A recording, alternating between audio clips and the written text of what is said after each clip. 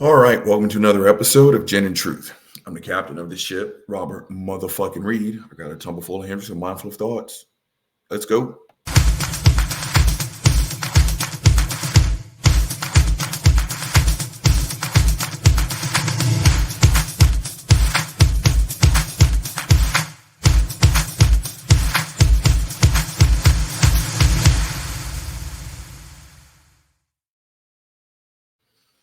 All right, gang, let's jump into this shit. The meat of first and foremost, go fuck yourselves. I'm looking something up. We're starting to stay off early. Just talk amongst yourselves there. Fuck faces. Okay, is this something that's worth a damn? Maybe. Oh, yeah, now we're talking. All right, there's the money shot. Gang, the meat of today's rotted sandwich, pranks. Still not funny. Still not funny. Bubba, get your fat ass out here. Now, gang, I've done a million shows on this, just ranting and raving and sound like a stark raving lunatic, and you'll never guess what? My opinion on today's prank culture has not changed. If anything, hold on, my intensity has only increased. Because I do not care what you say, that it's sitting on some bullshit. And yes, things change, times change, definitions change. I get that. But here's something that I'm just not going to change my mind on. I'm going to go to my grave holding on to this. And that today's prank culture, it's not funny. Once upon a time, and oh yeah, I earned my motherfucking stripes. I can say this now. Once upon a time, you'll never guess what? One of the hallmarks, if not the foundational pillar, the hallmark of a prank when I was a kid, when y'all were kids, when it was all said and done with, and young fuck faces, and I don't know, what generation are we on? Alpha, Z, generation fuck face. Listen up, generation fuck face. Because it's going to be weird for you to hear. Once upon a time, one of the foundational pillars of a prank is when it was all said and done with, people laughed. I know, that's crazy, right? And when we were just feeling like absolute rebels, someone was inconvenienced, right? What we didn't do was break the law. You guys didn't get that memo. Or maybe the definition of prank has changed that much. And again, I've said this, and the fucked up thing is, generation fuckface, if one of you actually hears this, I know the first thing you're going to do is dig your heels and be like, okay, boomer. That's the wrong attitude. And I want to say this early so you guys, someone can catch this. I'm actually on your side. I don't agree with your pranks, but I'm on your side. And when I say I'm on your side, I mean I want you to be better than this. That's why I'm speaking on it. Again, age old. And again, it's amazing. It is truly amazing. And I remember once upon a time, and I told y'all, you just sit there and, oh, it's time to put in my pork shoulder. Go fuck yourselves. Once upon a time, you sat there when you were, 15, 16, and you made this pledge that you didn't want to become the guy that, is still talking about his high school football coach, when he's in his 40s and 50s. Well, you never guess what? I turned into that guy. My high school football coach was absolutely correct because he's the one who said, I'm not in the business of winning football games. I'm in the business of creating good young men. And again, coach was so good that he could name like 5 or 6, 7 things before he finally got to then and only then when you can become a better father, when you can be a better kid to your parents, a better sibling to your brothers and sisters, student. And then he's like, after you do all of that, then you can go be a better athlete. But one of the things, or better football player, but one of the things that he told us, hold on, got to do something. Again, talk amongst yourselves, fuckface. You guys know the drill. Okay, got it. 2 hours. Start. One thing that he would always tell us was how to handle what he called hard coaching. And he said, yeah, it sucks. It absolutely sucks to get your ass chewed out. But here's the thing. It's not a matter of if, it's a matter of when. Because if you play football game, you're going to make mistakes. The great ones all made mistakes. It's a part of being a human. Humans make mistakes. But he said football is a high-paced, high-impact, high-emotion sport. And when we chew you out, you sit there and you take that chewing because you have deserved it. But on the inside, you should be happy. You should be happy. You should be happy that someone's actually chewing you out. You want to know why? That means we care enough about you to correct your mistakes. Because here's the thing. When you mess up and you know you messed up and no one says a damn thing, that's when you should worry. It's because we've given up on you. We no longer care if you completely screw the pooch on that one. And to you young motherfuckers, this is what I wanted you to hear. Instead of, okay, boomer, and then just digging your heels in and doing more, I'm trying to tell you to stop. Because one, it's not cool. These pranks are not cool. And two, and more importantly, and I'm not joking and I'm not lobbing a threat, when I tell you the very generation that you make fun of, we are still here.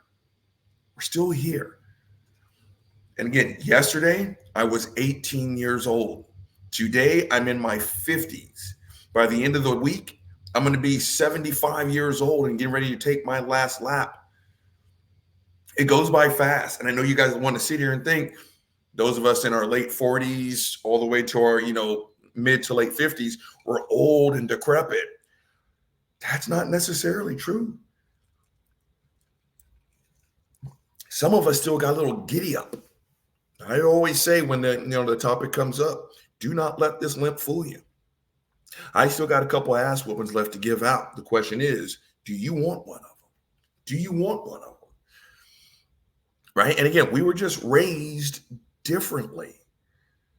Right? We fought nose to nose, face to face. If we had beef, we settled it. We fought. And again, the best part about fighting when you're younger, it's not that you fought and you won. The best part is that you learned how to lose. You kids don't know how to lose. That's your problem. That's what separates my generation from generation fuckface. I've gotten my ass whipped. Oh, I told you, the first fight I ever got into, I got beaten like a fucking snare drum with his hands and his feet. He beat me mercilessly, right? You kids, you don't have that. What do you got? I'm going to own him epic style. Oh, LOL, LOM, I can't, all the sin. I really showed him. That's how you guys fight. That's how you guys settle beef. That's not how my generation settles beef. Your generation is more likely to stand around. Mine is likely to jump in. And again, what you guys think is funny, we take it as a direct threat. Now, again, we're not better than you. Generation fuckface, we're not better than you. I told you, we stirred up our fair share of mischief. And that's why I'm saying, when push comes to shove, you've already lost. You can't beat us. You can't. You know how I know that? We have something that you don't have: experience.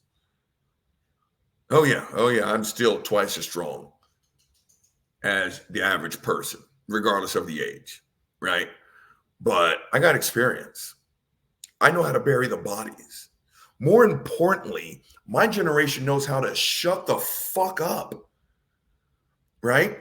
Again, when we did stuff, you didn't tell anybody. You kept it to yourself, right? You told minimal fucking people because you knew. You can tell that one motherfucker who looks you in your eye and says, I'm not going to tell anybody. Next thing you know, the whole school knows. Now you're in trouble. You guys don't have that wiring. That's the difference.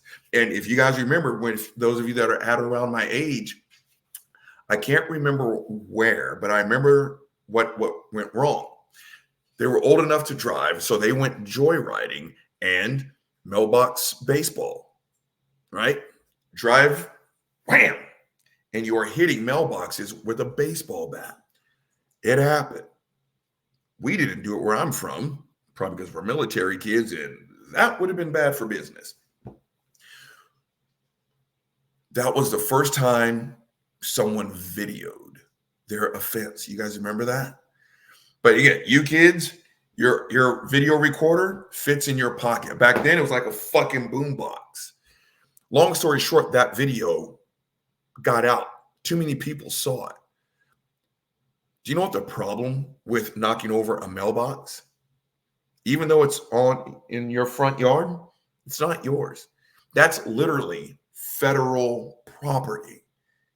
They destroyed federal property. I just can't remember what their punishment was, but they were punished for it. And we were all thinking like, why the fuck would you do that?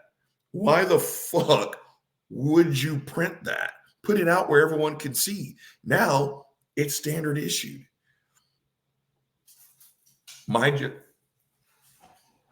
The fuck? Again, my generation knew how to keep their mouth shut. Your generation, not so much. Not so much. That's the difference between us and y'all. Now, let's get into some of these pranks. Because I've done shows on this, and I'm not going to show them all. And they get too many clicks, too many likes, too many attention. Again, that problem. Get out.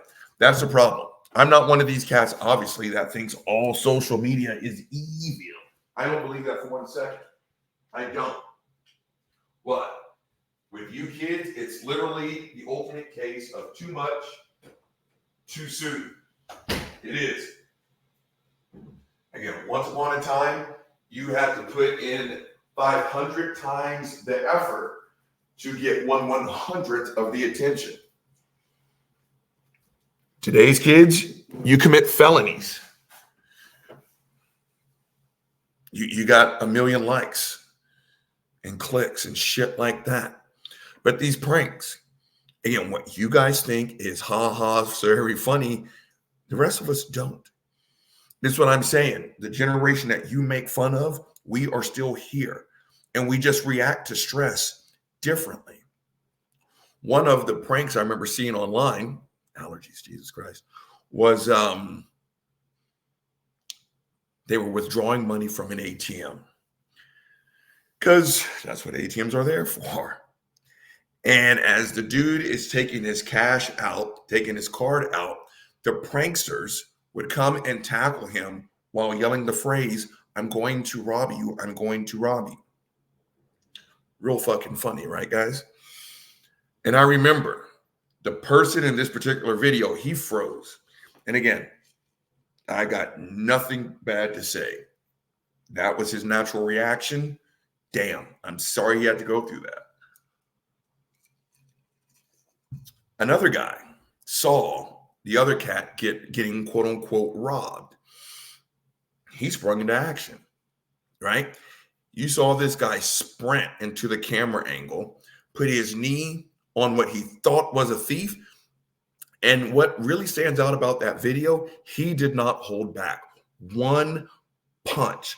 And again, I don't know if the sound that you could hear was his fist hitting his face or it was the back of his head hitting the ground, but it was loud, gang. It was loud and hollow. And I remember the prankster, because apparently this is the ultimate get out of jail free card. It's a prank. It's a prank. Because you see the guy sitting there with his fist. Now he's confused. Well, I just punched this motherfucker. What do you mean it's a prank? When they showed the prankster's face, it was literally rearranged. Again, there's just a difference in the generations. You guys react to things differently. My generation, we are from the, and I already got one. Yeah, I'm going to say it. Sorry, Peter. We are definitely of the, I'll spell it. We are from the SHOOT first, ask questions second generation. I remember that's what my dad used to say all the time. Now I'll just use the word skillet. Oh, I skill it first. Skill it first. I'll ask questions later. I'm not going to sit here and try to decide whether this was a prankster or a misunderstanding. I'm just going to skill it. I'm gonna do the skillet. Absolutely. And that was the generation that raised us. Again, my parents' generation were fucking Spartans. Generation X, I've told you guys before, we are fucking survivors. We were raised on neglect and hose water, and we used our imagination and we fought in real life, not over the damn keyboard. Now, today's kids, they hear it's a prank, bro. It's a prank, bro. Then apparently anything after that, apparently you're the asshole. Because don't you know, I'm supposed to threaten your life and it's supposed to be funny. Ha, ha, ha. I remember another prank that I did a report on. This little bastard was walking around with that red plastic container. It's a gas container. It's the one that you buy for $5 to $10 at Walmart. There's 2 in my garage right now.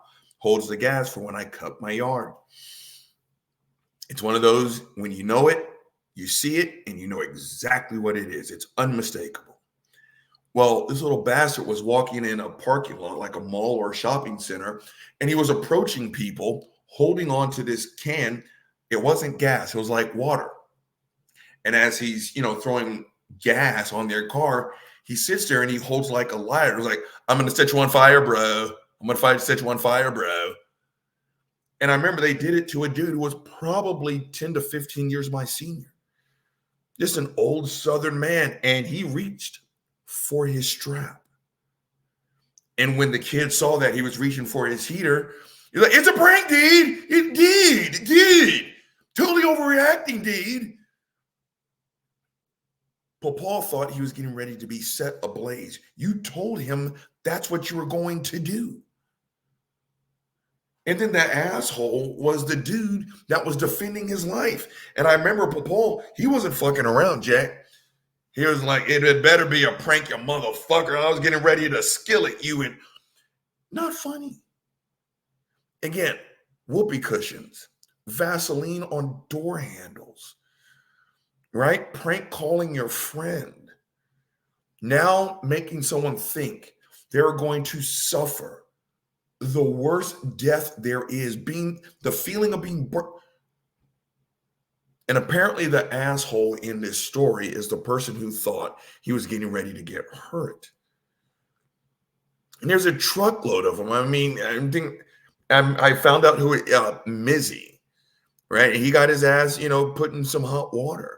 So this kid's got a disorder, or maybe it's just too. No, you know what it is? Go fuck yourself. I'm not gonna. Everything's a fucking mental illness these days. Some of us worked hard and got ours the old-fashioned way. This is just being an asshole. This is just being an asshole, right? Again, idiot. Back in my day, you go fuck yourself. I'm in my 50s. I've earned the right to sound like this. I don't think this is mental illness. I don't, because it goes a little something like this. If I told you, here's the deal. You can make $100,000 a year, but you know what you're going to do? You're going to break your balls. You're going to break your balls. You're going to work 18 hours a day, 6 days a week. That 1 day a week is going to go, that you don't work, is going to go by like 6 seconds. That's how hard I'm going to work you to the fucking bone. Or you can make $500,000 a year and you can work for 10 minutes a day. Which one would you like to do? That's what it's like to today's kids, because today's currency is clout. All that really matters is how many clicks did you have? How many likes did you receive? How many times was your video forwarded or retweeted? Right? Who wants to split the atom now? Right? Again, if when you were 17 years old and you split the atom or you did something great, only, your local station would cover it, right? And what would they say? Neighborhood kids really smart. Yeah, way to go. Okay, news big. They move on to something else. But these kids are becoming internet superstars. Mizzy is in Britain My ass is living in Texas and I know who he is. That's what I'm talking about. But this was a little bastard who started the trend. One of the things he did was, again, he's the one who started this trend where you would just walk up to random houses, try to open up the door. Or you would see someone working in their front yard. Again, a clear-cut sign that they're home. You know what you would do? You would just walk right in their home. And as they feel like, what's going on? And he sit there and he would, pop his feet up on your furniture, cut on your TV, rummage through your icebox. That's not funny. And as long as you do it to people at or around your age, as long as you do it to the people when it comes time to fight or flight, their flight, but one day you're going to do that to the wrong person. I told you, I won't relive the whole story, but I had a moment like that in this house. Again, a friend of mine, I told her, you can stay, but I don't trust your judgment in men. I don't. Stay here, save your money, get the fuck out. But no dudes. No dudes. She told this cat, hey, he's not going to be here from this time to this time. Well, it turns out I had an unscheduled break and I came home during the time that he was supposed to make his great escape. I see a man peer around my corner. And back then I had a coffee table and there was a 14-inch dagger, functional dagger. Well, you'll never guess what I did. I reached for it because he was able to get the words out that, hey, we need to talk. We need to talk. And I've got the knife in my hand. I'm getting ready to go to work.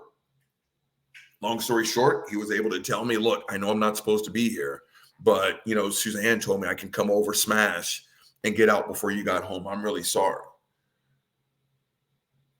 Again, my point is the generation that you guys make fun of, we are still here. We are still alive. And we handle shit just differently. Walking in someone's house that you don't know, uninvited, and doing that, he's lucky that he didn't do it to that person.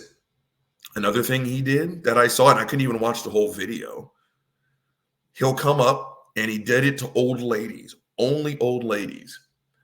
But again, you guys just try to imagine what I would have done if it was Buddy. He'll come up and like, oh, that's a nice dog. Oh, can I pet your dog? Yeah, you can pet my dog. My dog's friendly. And then what he does is pick the dog up and haul ass in the opposite direction. Now, if you're doing that to a 75-year-old woman, the odds of her hawking you down and handling some business, pretty slim to none. True story, gang. And I was married back then, so I was in my mid-30s, tops. Long before I started down the road of pain management, having 6 surgeries and everything else, and a ruptured Achilles, I told you I've never slept. It was just one of those days where I could not sleep. So it was like 2 o'clock in the morning during the week. And some of the neighborhood kids, back then when there were neighborhood kids here, they were going around. I'm trying to remember if they were egging people's houses or doing something. They were vandalizing, basically. Well, it would just so happen I was going to walk my dog at 2 something in the morning on like a Tuesday. Right as I open up the door, I think they were putting Vaseline on door handles. I opened the door. I didn't expect to see them. They sure as hell didn't expect to see me. And they panicked. Gang, they took off. Okay. Here's the thing though, gang.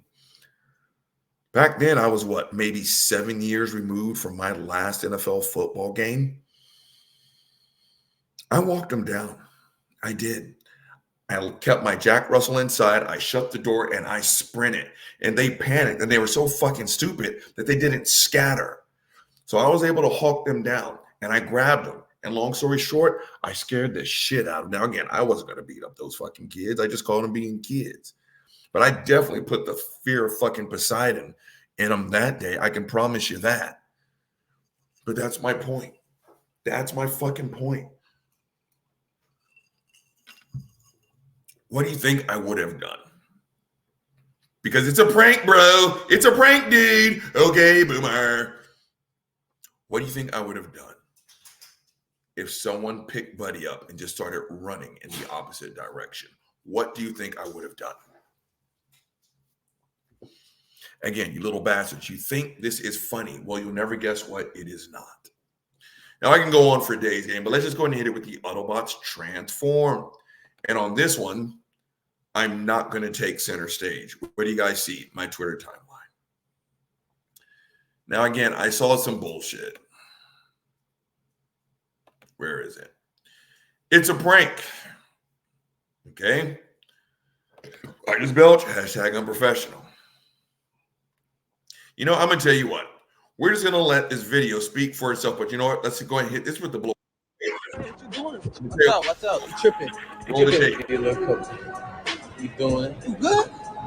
What you mean, bro? No, it's a prank. It's a prank. What you doing? What's up? You tripping? You tripping? We recording. It's a video. You tripping? I ain't mean. You tripping, bro? You good?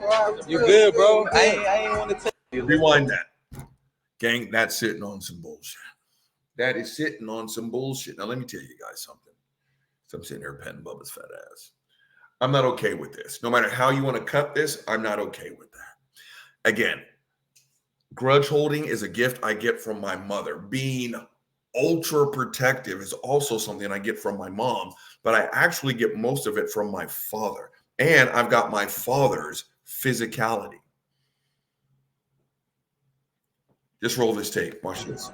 You doing? Pause the tape. That podcast, what you don't see is it's escalators going in opposite direction. As a couple is going down, a prankster is going up, and he strokes the side of her face while flirtatiously saying, "How you doing?" Gang, do you know what my father would have done to someone who touched his wife or his kids in that fashion? Do you guys have any idea? Roll the tape. You good? What you mean, bro? Pause the tape. Podcast, what you can't see is the prankster got yanked over the elevator, escalator arms, and pulled on the ground. And now you hear the new age get out of jail free card. Bro, it's a prank. Bro, it's a prank. Roll the tape. It's a prank. What you doing? What's up? You tripping? We recording. It's a video. You tripping? I ain't mean. You tripping? Pause the tape. Again, it's a video, bro. You're tripping. That's what I'm saying. The bad guy in this situation is the guy who's reacting what I think is very much appropriate. You can't be serious. Again, if I'm sitting here while Buddy was alive and someone snatched my dog up, what do you think I'm going to do to that guy? I'm serious. And when you turn around and be like, no, really, dude, it's a prank. What do you think I'm going to do? What do you? You're not going to be able to. The moment you turn around, oh, hold on, gang, hold on. This is sitting on some bullshit. And also the things he got in trouble for were things that had nothing to do with me. He got in trouble and went to jail. This had nothing to do with me. This had to do with the taxi cab company that he owned, which is just something he owned, and medallions and borrowing money and a lot of things, but it had nothing to do with me. Pause and take. Yeah, it's the Trump shit. I hate this motherfucker. But back on topic. Okay, so you snatch my dog and you make it, let's say, 20 yards before I catch up, or you turn around with it's a prank, dude, it's a prank. You wouldn't be able to get that out of your mouth. You understand that? Again, to Generation Fuckface, hearing the word prank is a get out of jail free card. Anything after that, you are the asshole in this situation. Right? You're tripping, bro. Are we good? Roll the tape. Bro, you good? You good, bro? I ain't want to touch your girl. It was a video. Pause the tape. I ain't even wanted to. First and foremost, start speaking some proper English, little bastard. I ain't even want to touch your girl, bro. Then why'd you do it? Right? I ain't even want to steal your dog, bro. Well, you're gonna have to say that with less teeth in your mouth because you'll never guess what I'm about to do to you. Roll the tape. Yo, we good. We good. Damn. Pause the tape. We're not good. But gang, upon further review, take a look. That. Roll the tape. You doing? You good? This is a setup. This is not real. that. Podcast is what you can't see. The lady who got her face touched inappropriately by a stranger, she never reacted. She never reacted. Doing? You good? What you mean, bro? Hold on, Supreme. Supreme, what you doing? Watch out, watch out. You tripping. You tripping. We recording. It's a video. It's a video. You tripping. You tripping, bro. You good. You good, bro. I ain't want to touch your girl. It was a video. That's a setup. What you good? What you mean, bro? She doesn't turn her. No. Hold on, Supreme. Supreme, what you doing? Watch out, watch out. You tripping. You tripping. We recording. It's a video. It's a video. You tripping. Pause the tape. Now I'm even more bothered. Let's go back over here to StreamYard. Now I'm even more bothered. This is a setup. That's not real. Everyone involved in this is in on the prank. See that boy? He's already smiling. The girl that got her face stroked, she never turned around, never said a word. This is a setup. Which actually, gang, makes me more pissed the fuck off. Everyone's just getting likes and attention now. And again, that's what's important to these little motherfuckers. How many likes did I get? How many people said my name? How many people shared the video? You tripping, bro. You good. You good, bro. I ain't want to touch your girl. It was a video. Pause the tape. I didn't even know why that happened. Let me tell you why this pisses me off even more. Because again, everyone involved in this conversation is in on the joke. The camera holder, this little yellow-skinned motherfucker, the dude that drug him, and the girl. The problem is no one else knows it's a prank. Just like the kid who sat there and quote-unquote was robbing people.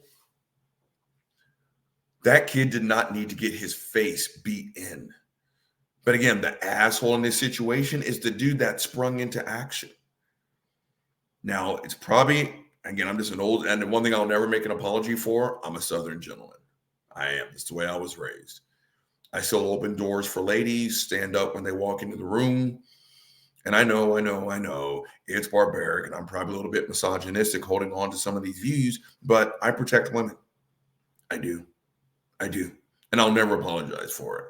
And times are changing. They are. And I totally understand it. That's why it's just better that I stay my black ass inside. But I've been, quote unquote, reprimanded. I have, for holding a door open for a woman. Okay. I'm not going to get into this with you. And maybe, again, it's just archaic that you think a woman can't stand up for herself? Look, I was just raised that if a woman is in distress, you jump into fucking action. Fuck it, it's the way I'm wired. Oh, I'm a bad guy. If I saw that young lady who's old enough to be my fucking daughter being touched inappropriately, again, and what's going to happen is people like me, we are going to be the bad guys. Right? What if she would have played it up a little bit more? That's what I'm saying. This just isn't fucking funny. What if she started panicking? What if it was like he was groping her? What do you think I'm going to do? What do you think people like me are wired to do? That's what I'm saying, little fuck faces, generation fuck face. The generation that you make fun of, I didn't say right or wrong. I'm telling you that's the way we are wired. And this automatic get out of jail free, it's a prank, dude. Come on. Oh, you're tripping, bro. Oh, bro, we weren't raised like that. I remember when I first got to Austin, man, get this piece of shit off my screen. Seriously. On the strength. Get him off my screen. Today's show is straight bullshit. I don't care. I just hate this culture that we're in. When I first got to Austin, and I can't remember how we got on the topic, but I just remember that sitting on some bullshit. That's not funny to me. That is not funny to me. And it was, they were talking about paper towel or toilet paper in people's houses. And it was such a long-standing tradition that it's not just that the kids were doing it. Parents were driving their kids to the victims' homes so that they can toilet paper them, watch it happen, get in their car and drive away. okay, I realize you kind of win in Rome, do as the Romans do, but yeah, fuck that. This is my house. And where I'm from, toilet papering someone's house is a sign of hate.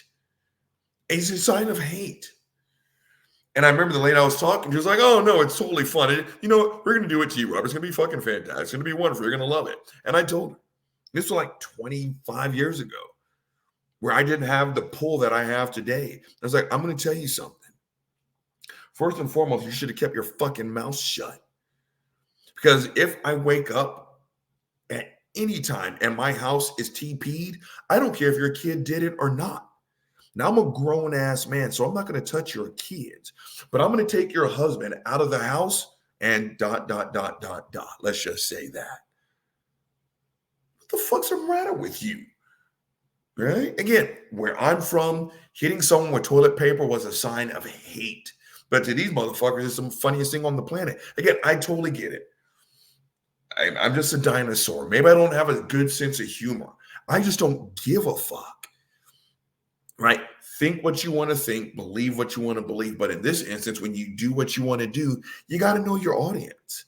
Toilet papering someone's house, throwing a girl into Lake Pontchartrain, telling people I'm going to set you on fire, touching someone's woman without their permission, all that stuff. Again, maybe I'm just the old dinosaur that just needs to go the fuck away. But until that day, I'm going to sit here and tell you, stop fucking doing that. Gang, Uncle Bobby only giving you one big motherfucking problem. So as a result, Uncle Bob's giving you one big motherfucking solution. Today's prank culture, shut the fuck up. None of this is funny. None of this is funny. And you know what, Generation Fuckface? Just wait. Just wait. A couple more decades and us Generation X people will be too old to complain. But you got to understand, we're still here. And I speak as a representative of my generation. We don't find this funny. We don't find this the least bit funny because it's not funny.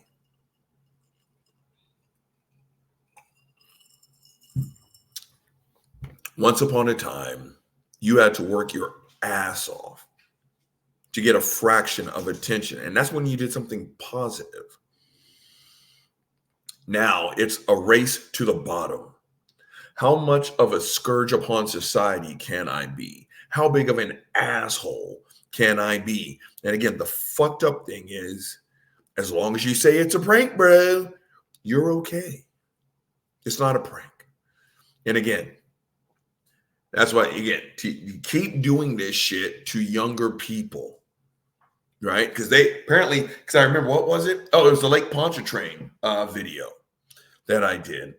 And again, this kid was thrown into what looked to be about 4 feet of water. She panicked. She was coughing. You could tell she had taken water into her lungs. She was angry. And it was her boyfriend who did it. And again, once upon a time, at the end of a prank, everyone laughed. Now it's not a prank unless there's a victim. And I remember he's sitting there filming her and she's screaming. She's mad. She felt violated. And he said, it wasn't that bad. Come on. You're overreacting. It's not that bad. It was just a prank, bro. You're tripping. And I remember I did a video and I remember some of the feedback I got. Someone from Generation Fuckface hit me up in my comment section. And he said, right? And it was like, just imagine being some bitter old guy, he overreacting about a video. It was a prank, bro. And then he told me like I needed to go get laid or something. And I remember, I was like, first, thanks for watching my video. Second, my sex life has got nothing to do with this. Absolutely nothing to do with this. And finally, I told him the exact same thing I'm telling you guys right now. This get out of jail free card of, it's a prank. I know I threatened your life. I know you thought you were going to die. But hey, it's a prank. It's for clicks. It's for likes. It's for attention and clout. You can't get mad at me. It was a prank. Keep doing that shit to people in their 20s. What? Not even drunk. Preferred people in their early 20s. Just don't do it to Generation X. Don't do it around Generation X. Yours is the generation that was raised to fight on a keyboard. We were raised to fight hand to hand. And again, the best part about learning how to fight hand to hand is that you learn how to lose. You lose enough times and you'll never guess what. You don't want to lose, but you're no longer afraid of it. The most dangerous person in the room is the one that feels like they've got nothing to lose. The worst thing for you guys is to lose followers, lose your channel, right? You guys don't know what to do, right? What am I going to do? I can't even be on social media. For those of us that have been beaten into submission, you're like, okay, hey, boomer. Okay, if you get close to me, okay. A boomer is getting close to me. Ooh, that really stings, doesn't it? The boomer can't take a prank. LOL, LMFO. Oh, epic style. Oh, emoji. Oh, does it hurt, boomer? Oh, I said emoji. Oh, does that hurt? That doesn't bother us. That doesn't bother us. And mine is the generation that's more likely to act. If I see you steal an old lady's dog, I'm going to go get her dog back. And I'm not going to be nice about it. If I think you're robbing someone or setting someone on fire, people like me are going to step in. Again, please listen to me, generation fuckface. Once upon a time, what defined a great prank? Everyone laughed. Everyone got some enjoyment out of it. By your standard, a prank is there has to be a victim. May I strongly suggest you guys try to go back to the way that we played pranks on each other. It's not cool when someone thinks they're going to lose their life. It's not cool when someone feels like they're being physically threatened in any way, shape, or form. A good prank should be defined by when it's all said and done with, all the parties involved are laughing. Give it a shot. Let's see how it makes you feel. All right, gang, the big guy's held you long enough.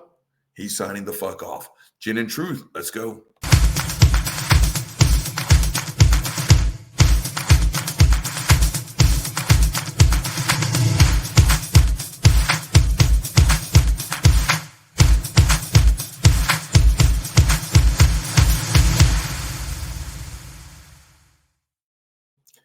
Gang, a prank isn't a prank if you hurt somebody.